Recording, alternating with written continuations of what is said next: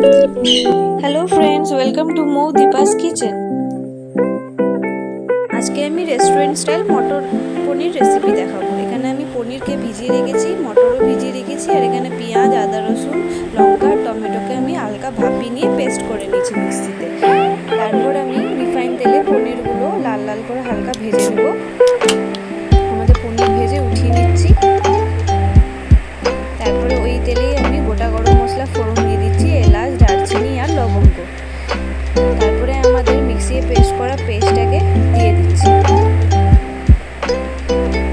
পেস্টটাকে নাড়ি চাড়িয়ে ভালো করে হালকা লাল লাল করে ভেজে নিচ্ছি।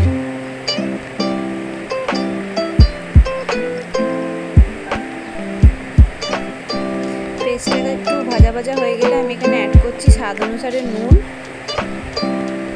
লঙ্কা গুঁড়ো, হলুদ গুঁড়ো, জিরে গুঁড়ো আর ধনে গুঁড়ো। তারপরে ভালো করে আবারও নাড়ি চাড়িয়ে মিক্স করে নিচ্ছি। একটু কষিয়ে নেওয়ার পর আমি এখানে টমেটো সস অ্যাড করে দিচ্ছি। টমেটো সসটা ভালো করে আবারও মিক্স করে নেব। মশলা থেকে একটু তেল ছাড়া অবধি অপেক্ষা করার পর আমি এখানে মটরগুলো অ্যাড করে দেব।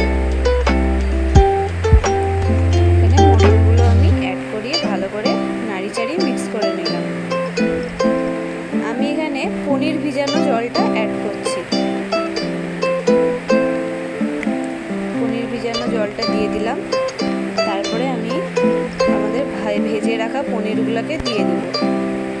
তারপরে ঢাকা দিয়ে 15 থেকে 20 মিনিট অপেক্ষা করব। একটু গ্রেভিটা মোটা মোটা হয়ে যাওয়ার পর আমরা নামিয়ে নেব। এই দেখুন আমাদের মটর পনির রেডি। ঘরে আপনারা নিশ্চয়ই ট্রাই করবেন। একদম ধাবা স্টাইল মটর পনির, খেতে অসাধারণ লাগে। তারপর লাস্টে আমি একটু বাটার দিয়ে ডেকোরেশন করে নিলাম।